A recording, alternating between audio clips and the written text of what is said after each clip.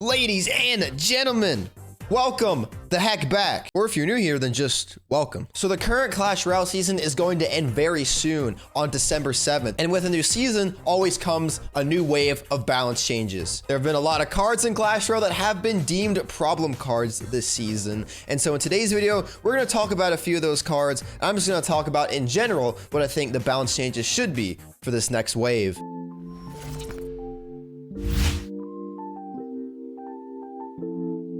And also, if you guys are new to the channel, if this is your first time watching one of my videos, then be sure to subscribe down below. So for this video, we're going to be looking at Royale API, which is a very good website. In my opinion, it's the best website to look at Clash Royale stats. We can look at the stats for all the cards in the entire game in terms of usage rates and win percentages. And they also have a new stat on the site, which is rating, which is pretty dang interesting as well. So the very first card that we're going to talk about in today's video is going to be the Graveyard. So we can see the Graveyard right here. It is number 9 in terms of all cards in terms of usage rate at 20%, and it has an extremely good win rate at 55%. It is the highest usage rate out of any win condition, and its rating is extremely high as well at number 63. So the Graveyard has been an extremely dominant card really for the past couple of seasons in Clash Royale, to be honest, but this season it has definitely been highlighted because it actually had that rework, which was supposed to be more of a nerf than anything, but that rework actually ended up kind of buffing the Graveyard and making it stronger,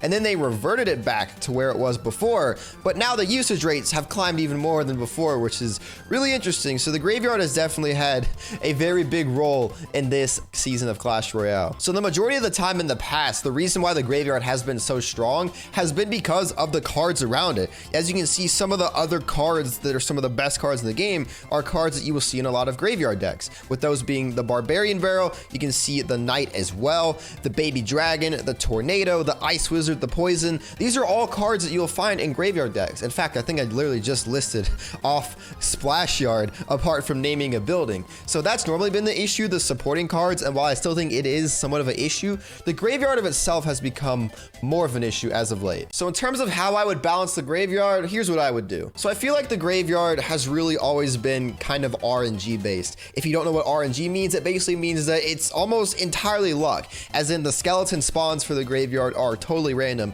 There is no fixed pattern at all for the Graveyard. So one thing I would do to nerf the Graveyard is to set the Graveyard to a fixed pattern, so that way the skeletons will spawn in the same spot every single time that you play a Graveyard. Another thing I would consider doing is actually making the radius of the Graveyard bigger, maybe to where it was when the Graveyard was first released. I don't know if that idea is that great, because when the Graveyard was first released with that initial radius, it wasn't the greatest card, but that would be another option. But another option that I would really like to see is maybe nerfing the amount of skeletons that it spawns overall. Maybe making it spawn 1 or 2 or maybe even 3 less skeletons would be really, really nice. Because right now there's so many skeletons that pop out of that Graveyard, and they just accumulate so fast, and they just do so much damage to your tower. Next up, we're going to talk about a card that isn't too far down on the list, and that would have to be the Barbarian Hut right here. So the stats of the Barbarian Hut honestly aren't too staggering. They aren't quite at that Graveyard level. It has a usage rate of 13%, which is above average, and a win percentage of 54%,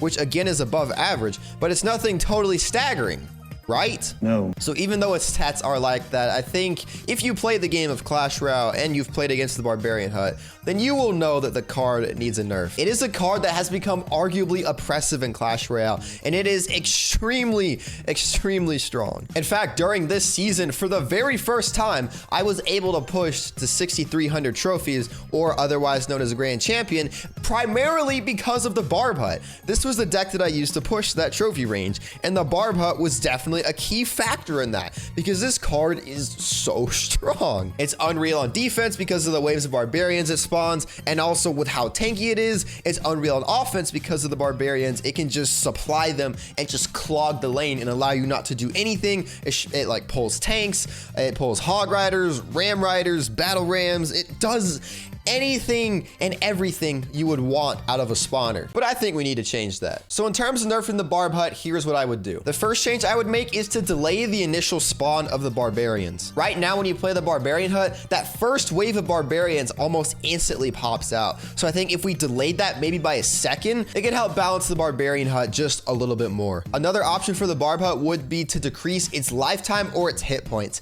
I think a lifetime nerf is more likely, maybe by 5 or 10 seconds or so that way it doesn't stay on the field as long. I think a hit point nerf could be likely as well, just so that way cards that are targeting the Barb Hut can take it out that much faster. Another balance to it could potentially be delaying the spawn of the barbarians when the Barbarian Hut dies, because when the Barbarian Hut dies, it spawns 2 barbarians instantly. Maybe delay that by like 0.5 seconds so that way it can, you know, help things.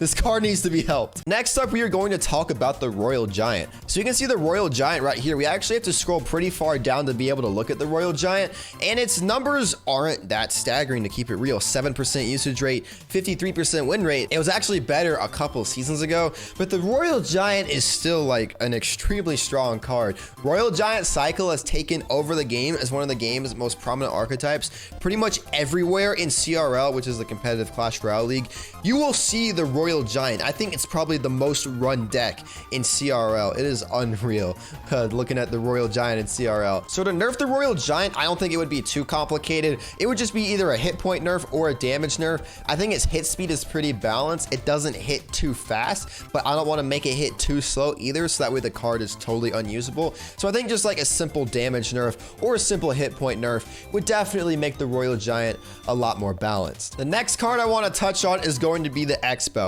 So I'm pretty much going to say nothing about the Xbow, because in videos like this in the past, I've gone into detail talking about the Xbow and talking about Xbow nerfs and stuff like that and how oppressive it is. But recently, I actually made an entire 9-minute video pretty much ranting about the Xbow, I guess, and talking about how it's been rumored that the Xbow is going to get nerfed. So if you want to check out that video, there should be an info card for it up there. Is this real right now? Why? Why is this happening to me? Clash Royale, you know me. You know how much I hate Xbow. Why? Why is this happening? And that video goes into more detail about how I would nerf the Xbow. But I do believe the Xbow needs to be nerfed, and the rumors, I hope that the rumors will be true. Next up, I actually want to highlight 2 cards at the same time, because this is honestly probably the strongest combo in Clash Royale right now. And you can see them both right here with number 4 and number 13. Let me see if I can get them both in the shot. There we go. So we have the Hunter and the Fisherman. Both of them have 57% win rates. The Hunter has a 26% usage rate, and the Fisherman has a 15% usage rate. So these cards together are absolutely insane. So personally, if I wouldn't nerf both of these. Let me get that clear. I wouldn't nerf both of the cards, because the way I see it is that the synergy of these cards together is what makes both of them so good. So I feel like there's really only a need to nerf one of them, because if you nerf one, it indirectly nerfs the other. So I think if you nerf both of them, it'll just be double nerfs on both of them, if that makes any sense. So in terms of which one I would nerf, I would actually go ahead and nerf the Hunter. And with the Hunter, I would either nerf its first attack speed just by a little bit, because first attack speeds can be extremely devastating in Clash Royale, or I wouldn't nerf its damage, because that's what makes the Hunter, you know, special. Its extreme damage output. I would either nerf its first attack speed or its normal attack speed, so that way it doesn't have as high of a DPS. I personally wouldn't nerf the Fisherman, because I don't see the Fisherman being as oppressive as the Hunter.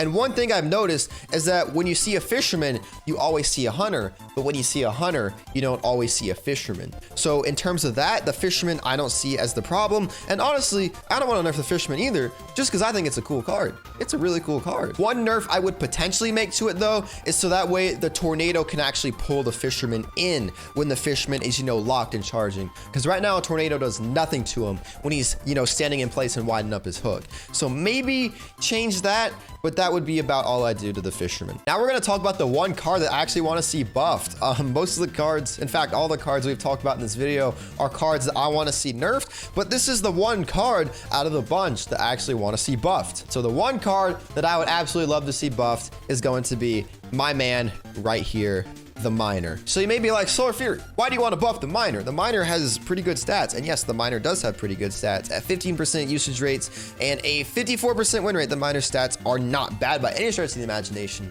In fact, they are definitely above average. But the main reason I want to buff the miner is because I feel like especially the last nerf they did to the miner was a bit unfair, in which they nerfed its crown tower damage by 5%. They did that one time before as well. So really it's a 10% crown tower damage nerf over the past who knows how long for the miner. So I would give it some of its crown tower damage back, so that way we can make the miner control archetype a little bit more viable. Ever since the miner got that last nerf, the miner control archetype and miner cycle have pretty much been dead completely in the meta, and killing an archetype is never good. I like archetypes to be balanced, but I don't like archetypes to be, you know, completely dead. So I want miner control to be back a little bit. It's always fun to watch people play miner control. It's kind of fun to play miner control as well, even though it's not really my play style. So yeah, let's just buff the miner, show the man a little bit of love. So in terms of balances that I want to see happen in Clash Royale, I think that's really about it. A nerf to the graveyard, a nerf to the Barbarian Hut, a nerf to the Xbow, a nerf to the Royal Giant, a nerf to the Hunter, and then a buff to the miner. Those are the ones that I want. But there have been some other things that have been brought up in the community that I want to talk about. So I just want to go ahead and briefly mention those. So some people have advocated for a knight nerf, but I think the knight is actually somewhat balanced. It just has a high usage rate because it's a pretty low skill card. People have advocated for a heal spirit nerf. Again, I don't really see many issues with it. They've nerfed it like twice already. So I think the heal spirit is pretty good where it is, to be honest. People have wanted a nerf to the Tesla. This is one that I honestly understand because Tesla pairs so well with Xbow. But if they nerf the Xbow, then I don't see a need for them to nerf the Tesla, because if they nerf the Tesla and the Xbow as well, then that would just make that whole archetype just completely gone. A lot of people want a nerf to the Royal Recruits. In my opinion, the Royal Recruits aren't oppressive at all. They are fun to use. They are fun. People have also wanted a nerf to the Lava Hound, which has the highest win percentage out of any card in the game.